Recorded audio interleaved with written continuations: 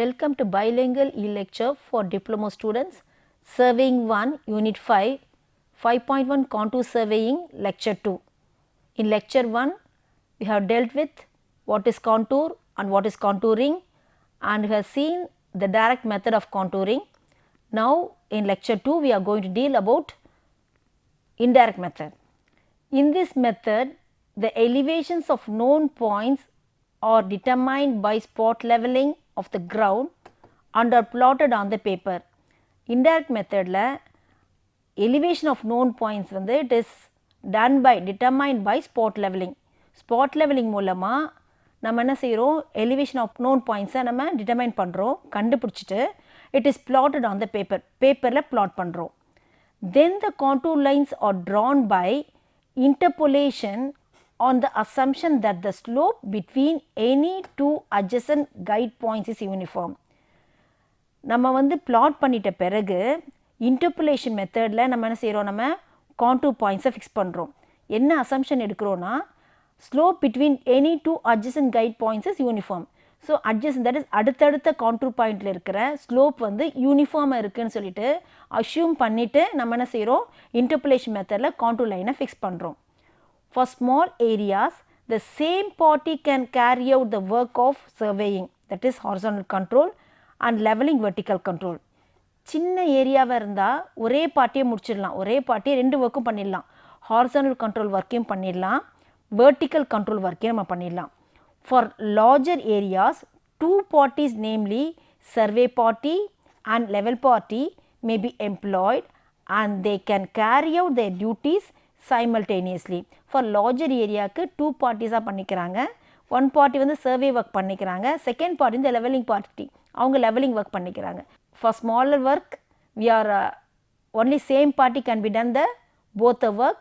For larger work, two parties will be taking in charge of doing the work. Following 2 points should be observed.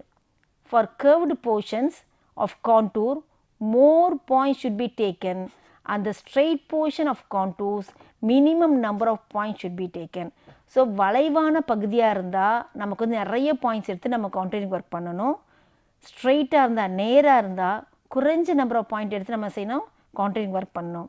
The accuracy of location of points should be achieved by keeping in view the scale to which the contour plan is to be plotted. So அது துல்லியமாக நமக்கு answer வேணும்னா நம்ம எடுக்கிற ஸ்கேலை பொறுத்து தான் நமக்கு என்ன செய்ய, நமக்கு கரெக்ட் அக்யூரேட் ரீடிங் நமக்கு கிடைக்கும் அப்படி சொல்கிறாங்க. The indirect method is used when an area is extensive and hilly. Area பெருசாகவும் மலைப்பாங்கான பகுதி, தட் இஸ் மவுண்டேனியஸ் பிளேஸாக இருந்ததுன்னா, ஹில்லி பிளேஸாக இருந்ததுன்னா அந்த மாதிரி கேஸில் we have to do indirect method of contouring. Since the required contours are to be drawn by the method of interpolation, the work is not accurate as in the direct method. Direct methodல நம்ம டைரெக்டாக அக்யூரேட்டாக நமக்கு answer கிடைக்கும், but indirect மெத்தடில் it is not accurate. ஏன்னா interpolation மெத்தடில் தான் நம்ம என்ன செய்யணும், நம்ம கான்டூர் பாயிண்ட்ஸை ஃபிக்ஸ் பண்ணுறோம்.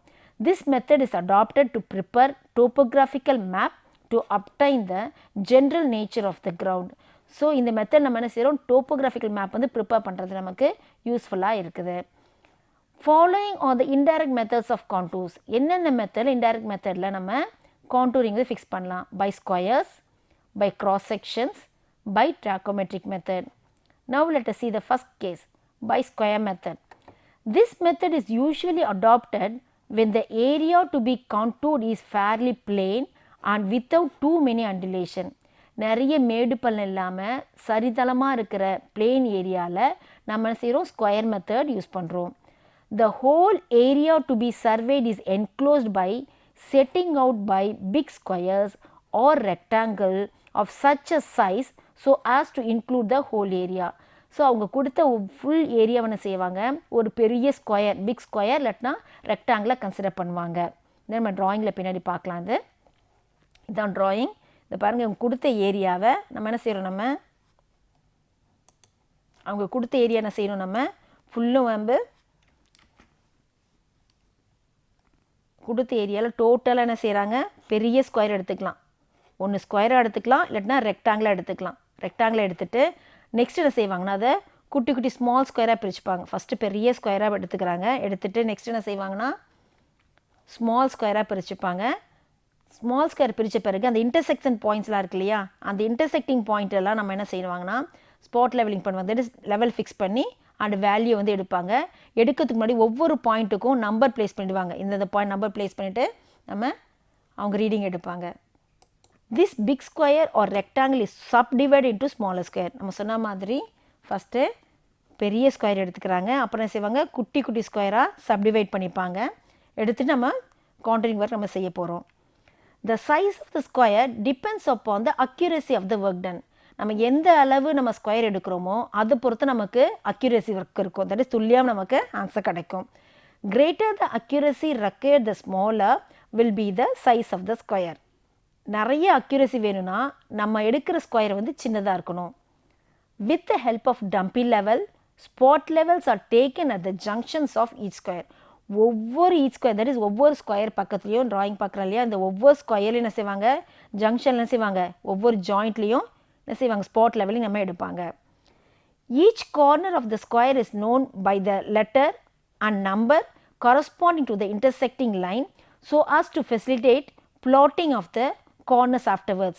ஸோ ஒவ்வொரு கார்னருக்கும் நம்ம என்ன செய்வாங்க ஒரு நம்பர் கொடுத்துருவாங்க, ஒரு நேம் கொடுத்துருவாங்க. அப்போ தான் பிளாட் பண்ணும்போது நமக்கு கரெக்டாக லொக்கேட் பண்ண முடியும். The bearing of the first line is also measured using a prismatic compass. Prismatic compass மூலமாக ஃபஸ்ட் லைனோட பியரிங் நம்ம எடுத்துக்கிறோம். Next fly level or run and a TBM, that is temporary benchmark, near the site is established. So fly leveling நம்ம செய்கிறோம், ஸ்டார்டிங்கில் TBM, that is temporary benchmark fix பண்ணிக்கிறோம். இது first method முடிஞ்சிருது.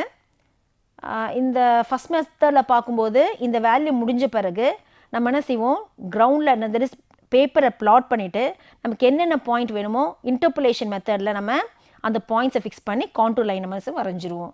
Second case by cross section. So by cross section மெத்தடில் எப்படி செய்ய போகிறோம், திஸ் இன்டைரக்ட் மெத்தட்.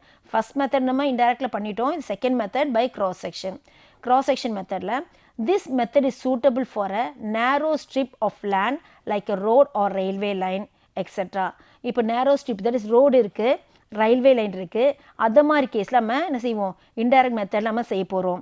இது ஆக்சுவலாக இதுதான் ரோடு நமக்கு, இது சென்டர் பாயிண்ட். இந்த சென்டர் பாயிண்ட்லேருந்து நம்ம செய்வாங்க கிராஸ் செக்ஷன் லைன் எடுத்துப்பாங்க. இந்த டிஸ்டன்ஸ் வந்து 20 to 100 மீட்டர் எடுத்துப்பாங்க. எடுத்துகிட்டு இந்த கிராஸ் செக்ஷனில் இந்த லைனில் ஒவ்வொரு லைன்லையும் 5 மீட்டர் ஆர் 2 மீட்டருக்கு செய்வாங்க பாயிண்ட்ஸ் வச்சு ஸ்பாட் லெவலிங் பார்ப்பாங்க. இந்த டாட் வச்சுருக்காங்க இல்லையா, இந்த டாட் வச்ச பாயிண்ட் தான் வந்து ஸ்பாட் லெவலிங் பண்ண பாயிண்ட்டு. அதுலேருந்து இன்டர்போலேஷன் மெத்தடில் பாயிண்ட்ஸ் கண்டுபிடிச்சி நம்ம செய்வாங்க இந்த கர்வ் வரைஞ்சிப்பாங்க, அதுதான் கான்டூர் லைன். இதை நம்ம டீட்டெயிலாக பார்க்கலாம். In this method the cross sections are taken perpendicular to the center line of a road or a railway line. So center லைன்லேருந்து கிராஸ் செக்ஷன் எடுத்துக்கிறாங்க. ரோடுக்கு ரோடாக இருக்கலாம், ரயில்வே லைனாக இருக்கலாம், அது கிராஸ் செக்ஷன் எடுத்துக்கிறாங்க. அந்த கிராஸ் செக்ஷன் ஸ்பேசிங் எவ்வளோன்னு பார்க்கலாம். The spacing of cross section will depend on the character of the surface and it varies from 20 metre to 100 metre. So cross செக்ஷனோட லென்த் எவ்வளோ இருக்குன்னா 20 மீட்டர்லேருந்து 100 மீட்டர் வரைக்கும் இருக்கும். A temporary benchmark TBM is set up near the site. So சைட்டுக்கு பக்கத்தில் TBM வந்து நம்ம assume பண்ணிப்போம். Points are marked along the cross section lines at regular intervals of 2 meter, 5 meter, etc. நம்ம பார்த்தோம் இல்லையா, இது சென்டர் லைன், இது கிராஸ் செக்ஷன். இந்த சென்டர் லைன் டிஸ்டன்ஸ் வந்து 20 to 100 மீட்டர் இருக்கும். இந்த கிராஸ் செக்ஷனில் ஒவ்வொரு பாயிண்ட்லையும் 2 மீட்டர் 5 மீட்டர் கான்ஸ்டண்ட்டாக என்ன செய்வாங்க பாயிண்ட்ஸ் ஃபிக்ஸ் பண்ணி அதில் நம்ம செய்ய போகிறோம் லெவலிங் நம்ம கவுண்டரிங் ஒர்க் நம்ம பண்ண போகிறோம். Next point, the dots on cross section in the figure indicates the points actually surveyed in the field. பாருங்கள் drawing பார்க்கலாம்.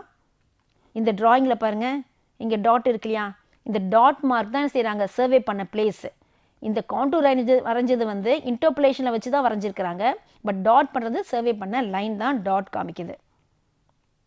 Staff readings are taken on these dots and the readings are entered in the field book. So staff reading எடுத்துகிட்டு அதை என்ன செய்வானுமே field புக்கில் enter பண்ணிடுறோம்.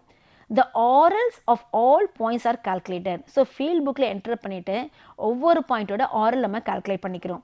The center line and cross section lines are plotted to some suitable scale. So centre லைனும் cross section லைனும் suitable scale நம்ம செய்வோம் plot பண்ணிப்போம். Then the orals are entered against the corresponding points after which the required contour line plotted by interpolation.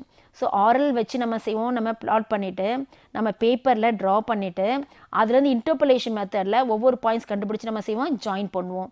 இது by cross section method. இப்போது இது வந்து ரொம்ப சிம்பிள் கிராஸ் செக்ஷன் மெத்தடில் சென்டர் லைன் கிராஸ் செக்ஷன் எடுத்துக்கிறோம் ஒரு பாயிண்டில், அது 20 to 100 மீட்டர் இருக்குது. கிராஸ் செக்ஷன்லாம் செய்கிறாங்க, ஒவ்வொரு கிராஸ் செக்ஷன் லைன்லேயும் 2 மீட்டர் 5 மீட்டர் கான்ஸ்டண்ட்டாக வச்சுக்கிறாங்க. அங்கேருந்து பாயிண்ட்ஸ் என்ன செய்கிறாங்க, ஃபிக்ஸ் பண்ணிவிட்டு அந்த பாயிண்ட்ஸ் ஃபிக்ஸ் பண்ண இடத்துல தான் நம்ம ஸ்பாட் லெவலிங் பண்ணுறோம். அதோடைய லெவல் எடுத்துக்கிறோம். அதுக்கப்புறம் இன்டர்போலேஷன் மெத்தடில் நம்ம கான்டூர் லைன் வரைகிறோம். இதுதான் cross section method. Next third one is by tacheometric method. இப்போ டைரக்ட் மெத்தடில் பார்த்தா மாதிரி தான் டாக்கோமெட்ரிக் மெத்தட் பண்ண போகிறோம். ஆனால் டைரக்ட் மெத்தடில் நம்ம பண்ணது வந்து நம்ம ரேடியல் மெத்தடில் பண்ணும்போது லெவலிங் வச்சு பண்ணோம். பட் இன்டைரக்ட் மெத்தடில் இந்த ரேடியல் லைன் வரைகிறது எல்லாம் கால்குலேஷன் பண்ணுறதுலாம் நம்ம டாக்கோமெட்ரிக் மெத்தடில் செய்ய போகிறோம். This method is useful when the contour plane of a hill is required. So ஒரு மலை பகுதி இருக்குது, குன்று பகுதி இருக்குது, அந்த மாதிரி இடத்துல நம்ம கான்டூர் பண்ண போகிறோம். ஸோ அந்த மாதிரி இடத்துல நம்ம என்ன செய்வோம், இன்டைரக்ட் மெத்தட் தான் பண்ண முடியும். அது டாக்கோமெட்ரிக் வச்சு தான் நம்ம செய்ய போகிறோம். அதனால தான் டாக்கோமெட்ரிக் மெத்தட் நம்ம சொல்கிறாங்க. In case where the ground is very steep, it will be necessary for the surveyor to shift the level again and again in order to take the staff reading. Suppose அது வந்து மேடாக இருந்துச்சு, அது மேடாக இருக்கும்போது நம்ம என்ன செய்யணும், லெவலில் யூஸ் பண்ணோம்னா லெவலிங் என்ன செய்யணும், அப்பப்போ மாற்றி மாற்றி வைக்கணும். ஸோ ஷிஃப்ட் பண்ணுறது ரொம்ப கஷ்டம். அதனால் லெவலிங் இன்ஸ்ட்ருமெண்ட் இதுக்கு சூட்டபிள் கிடையாது.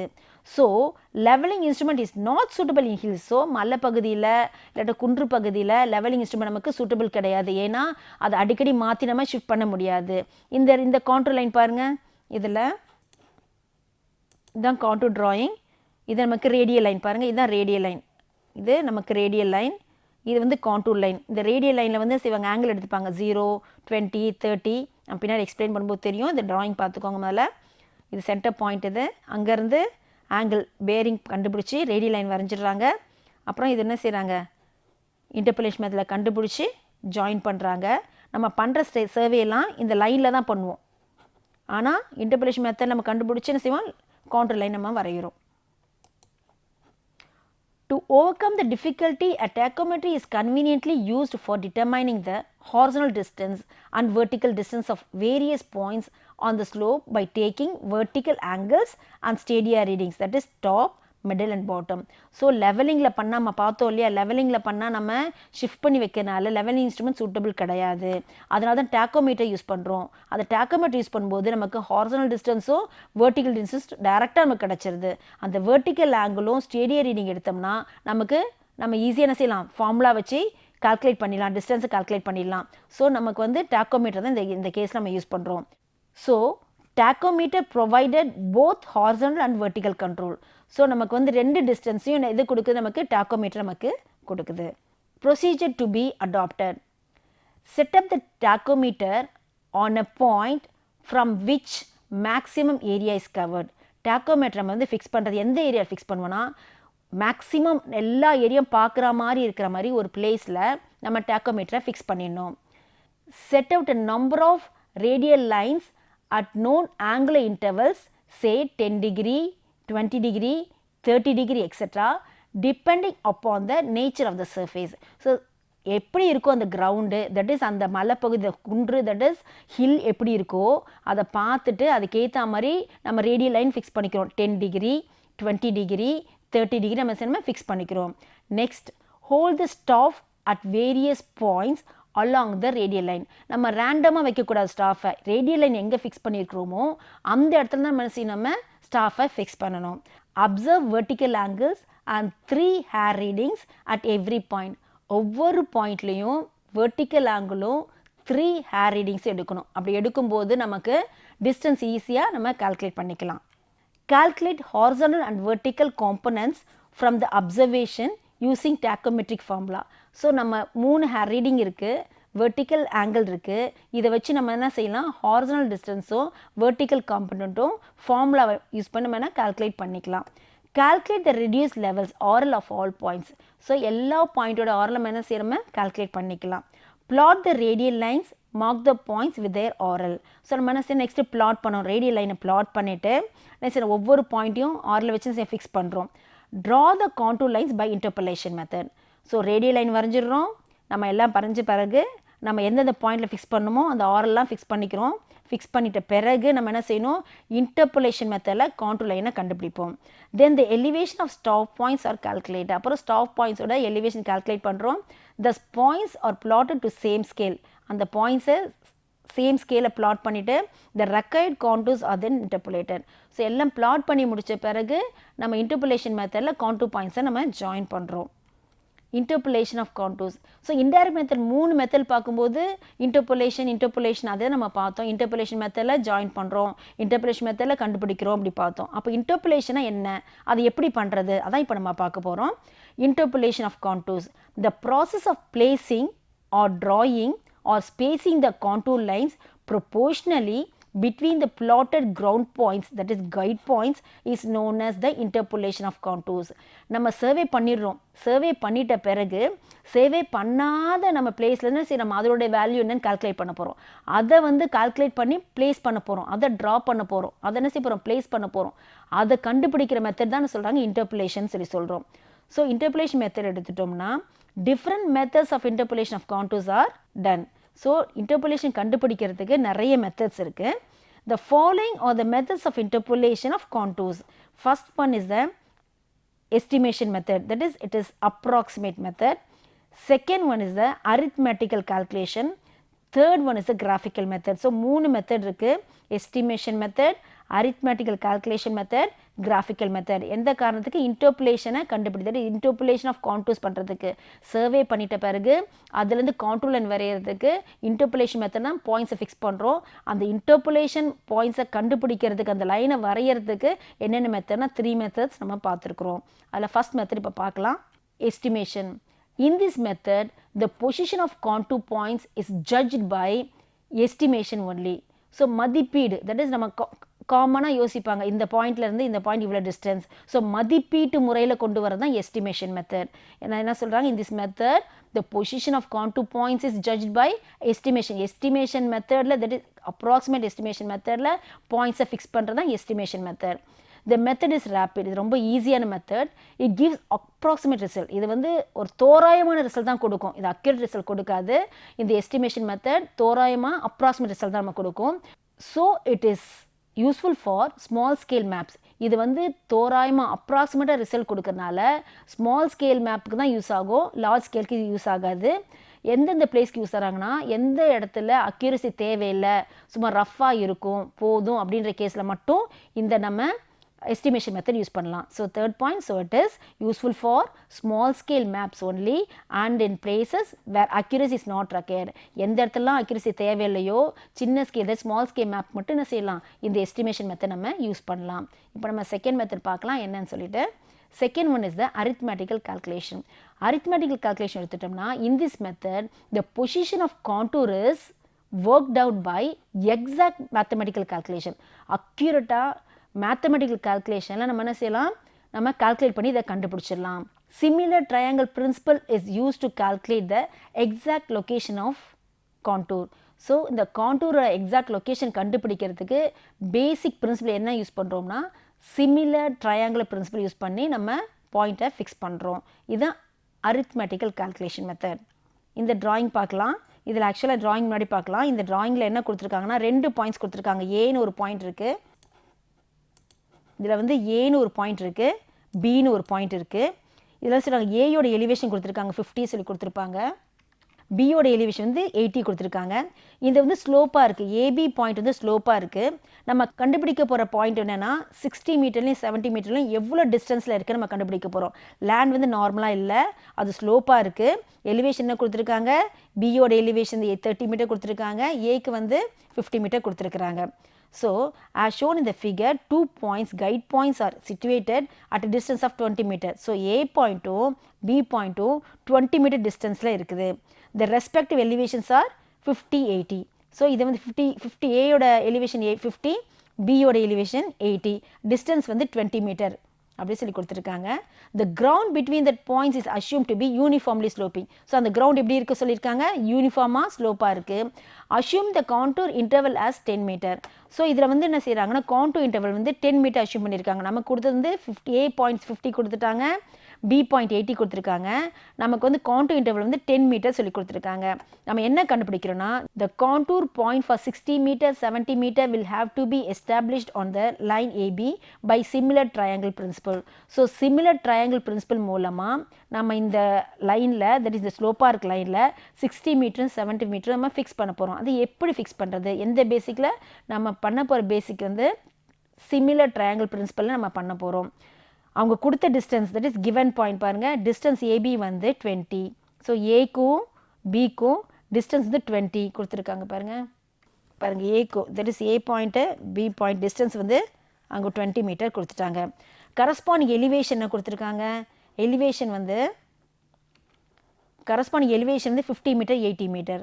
ஸோ அவங்க என்ன சொல்லிட்டாங்க, இதுக்கு வந்து 50 மீட்டர் கொடுத்துருக்காங்க, ஏக்கு வந்து 50 மீட்டர் கொடுத்துருக்காங்க, பிக்கு வந்து நமக்கு 80 metre that is B point வந்து 80 மீட்டர் நமக்கு கொடுத்துட்டாங்க. நெக்ஸ்ட் என்ன கண்டுபிடிக்க சொல்லியிருக்காங்க, to find establishing 60 metre 70 metre. என்ன கண்டுபிடிக்க சொல்லியிருக்காங்கன்னா 60 மீட்டரும் 70 மீட்டர் கண்டுபிடிக்க சொல்லியிருக்காங்க. Step 1, now the difference in level between A and B is 80 minus 50. First point என்ன செய்யணும் இதை கண்டுபிடிக்கிறதுக்கு, first step 1 difference in level between ஏக்கும் பிக்குள்ள டிஃப்ரென்ஸ் லெவல் பார்க்கணும். ஸோ சார் அங்கே 80லேருந்து 50 என்ன செய்யணும், சப்ராக்ட் பண்ணால் we are getting 30 மீட்டர். நம்ம என்ன கிடச்சிருக்கு 30 மீட்டர் தான் ஸ்டெப் 1 நம்ம பார்க்குறோம். ஸ்டெப் 2 பார்க்கலாம். இன் ஸ்டெப் 2 சிமிலர் ட்ரையாங்கிள் மெத்தட் எடுக்க போகிறோம். டிஸ்டன்ஸ் 60 contour ஃப்ரம் ஏலேருந்து என்ன கொடுத்துருக்காங்க 60 மீட்டர்ஸ் நம்ம எடுக்க போகிறோம். பாருங்கள் இந்த ட்ராயிங்கில் பார்க்கலாம். இப்போது இதனுடைய எலிவேஷன் 80 தட் இஸ் 80லேருந்து 50 சப்ராக்ட் பண்ண நமக்கு 30 கிடச்சிருது. அப்போ இதனுடைய எலிவேஷன் இருக்கு உங்களுக்கு 10. ஸோ 50க்கு அப்புறம் 60னா 10 வருது இல்லையா உங்களுக்கு. அப்போது 60 minus 50 10, 70 minus 50 20. அப்போ 70 வந்து 20ல் இருக்குது எலிவேஷன், 60 வந்து 10ல் எலிவேஷன் இருக்குது. இப்போது ட்ரையாங்கிள் மெத்தட் எடுக்க போகிறோம். பாருங்கள் இப்போது நமக்கு தெரிஞ்சது இந்த டிஸ்டன்ஸ் 20 மீட்டர் தெரியும், 30 மீட்டர் தெரியும். இந்த டிஸ்டன்ஸ் x1 நமக்கு தெரியாது, நமக்கு தெரியாதது வந்து x1 இதான் நமக்கு தெரியாதது. இந்த x1 நம்ம கால்குலேட் பண்ண போகிறோம். நம்ம வந்து நமக்கு தெரிஞ்சு 20 மீட்டர் தெரியும், எலிவேஷன் 30 தெரியும், x1 தெரியாது 10 மீட்டர். ஸோ ஃபஸ்ட்டு 60 மீட்டர் நம்ம கால்குலேட் பண்ண போகிறோம். ஸோ ட்ரையாங்கிளில்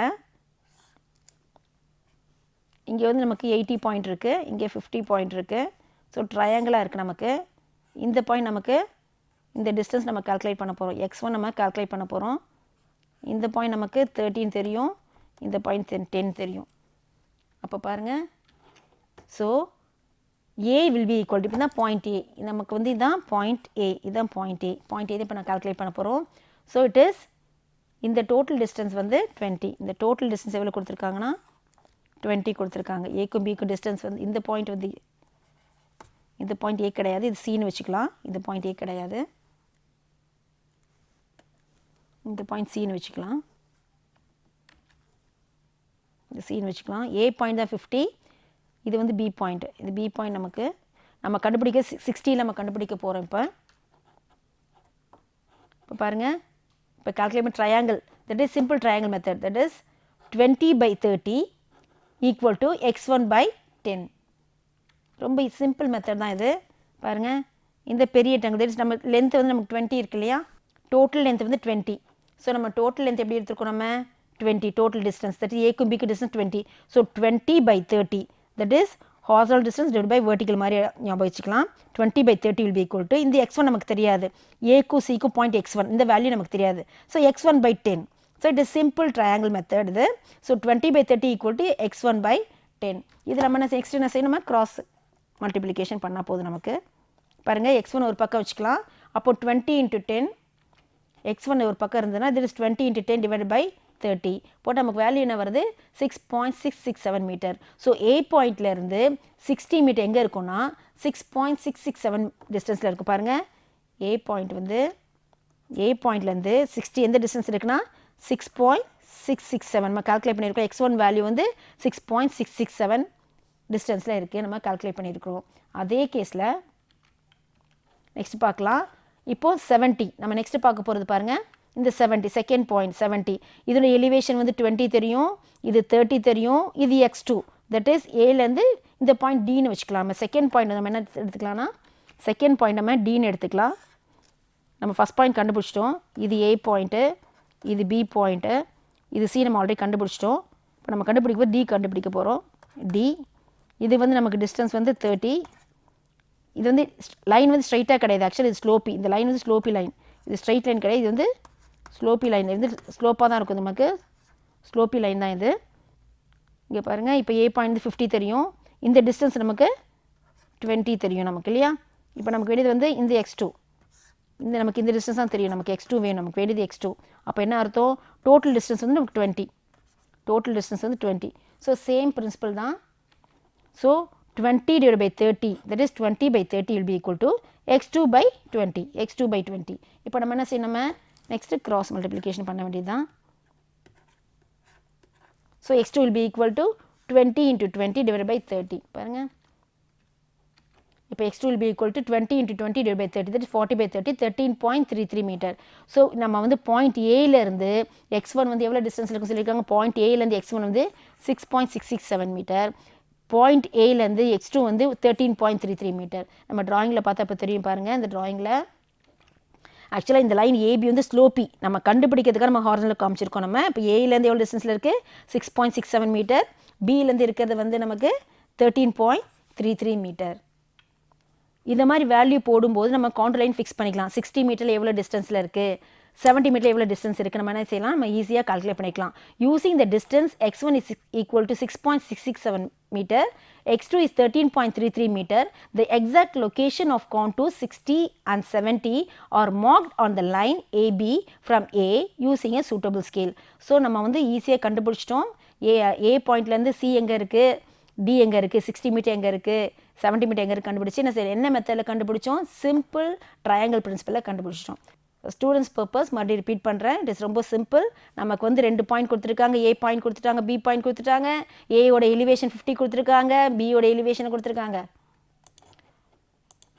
ஏ பாயிண்ட் கொடுத்தாச்சு, பி பாயிண்ட் கொடுத்தாச்சு. ஏ எலிவேஷன் நமக்கு தெரியும் 50, பி எலிவேஷன் 18 தெரியும். நமக்கு வந்து 10 வந்து கவுண்ட் இன்டர்வல் கொடுத்துட்டாங்க. அப்போ x1லேருந்து செய்கிறாங்க, இந்த 60 பாயிண்ட் வந்து 10 மீட்டர் எலிவேஷன், இது 20 மீட்டர் எலிவேஷன் தெரியும். நமக்கு வேண்டியது x1 அண்ட் x2 வேணும். நமக்கு x1 வேணும்னா triangle method, that is 20 by 30 equal to x1 by 10 கண்டுபிடிச்சி நம்ம x1 வேல்யூ கண்டுபிடிச்சிட்டோம். இப்போ x2 வேணும், தட் இஸ் இந்த பாயிண்ட் வேணும்னா 20 by 30 equal to x2 by 20 போட்டு நம்ம ஒவ்வொரு point x1 value x2 value நம்ம என்ன செஞ்சோம், ஈஸியாக கால்குலேட் பண்ணி ஃப்ரம் ஏ பாயிண்ட்லேருந்து எவ்வளோ டிஸ்டன்ஸ்லேருந்து கால்குலேட் பண்ணியிருக்கோம். இது என்ன சொல்கிறாங்க, இது வந்து இன்டர்போலேஷன் மெத்தடில் எப்படி கண்டுபிடிக்கிறது.